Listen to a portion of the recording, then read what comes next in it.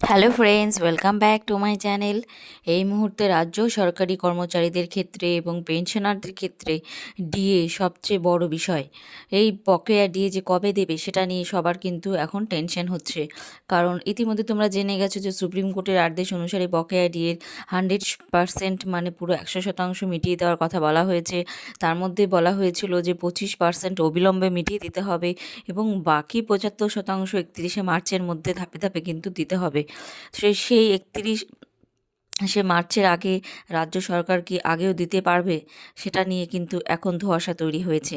কারণ 6 মার্চের মধ্যে কিন্তু বলা হয়েছিল যে বাকি যে 75% ডিএ সেটা কিভাবে দেবে তার নিয়ে কিন্তু একটি কমিটি গঠন করার কথা ছিল। সেটাও কিন্তু এখনো পর্যন্ত কোনো আপডেট নেই। এখন একটা বড় আপডেট উঠে এসেছে আজ এইমাত্র, সেটা হচ্ছে সংগ্রামী যৌথ মঞ্চ কিন্তু আদালত অবমাননার যে কেস সেটা কিন্তু করতে চলেছে রাজ্য সরকারের বিরুদ্ধে।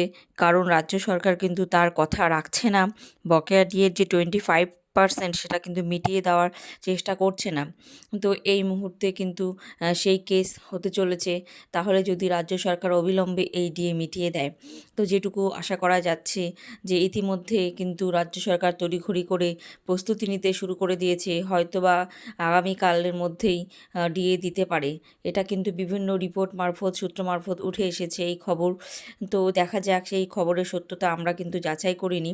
তো বন্ধুরা, অবশ্যই কিন্তু আশা রাখতে পারো হয়তোবা 25% যেটা ডিএ বকেয়া ডিএ পড়ে আছে সেটা কিন্তু অবিলম্বে সরকার মিটিয়ে দেওয়ার চেষ্টা করবে। যেহেতু সামনে ভোট আছে, তাহলে ইলেকশনের সামনে কিন্তু সরকার এত বেশি ঝুঁকি নেবে না, সুপ্রিম কোর্টের আদেশ অমান্য করার চেষ্টা করবে না। তো আশা করা যাক আগামীকালের মধ্যে হয়তোবা কোনো ভালো খবর আসতে চলেছে। তো 25% বকেয়া ডিএ হয়তোবা মিটিয়ে দেওয়া হচ্ছে। তবুও কিন্তু আরও 75% ডিএ কিন্তু 31শে মার্চের মধ্যে ধাপে ধাপে দিতে হবে। তো আশা করা যায় সেটাও কিন্তু ধাপে ধাপে দিয়ে দেবে। আর যদি না দেয় তবে কিন্তু সরকারি চাপে পড়তে চলেছে। কারণ এটা সুপ্রিম কোর্টের নির্দেশে হচ্ছে, তাহলে কিন্তু সরকার অবশ্যই কিন্তু চাপের মুখে পড়বে এবং সরকারকে জবাবদিহি করতে হবে।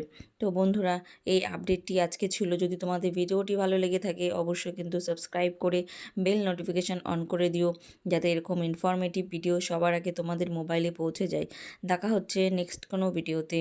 টিল দেন সবাই ভালো থেকো, সুস্থ থেকো। Thanks for watching.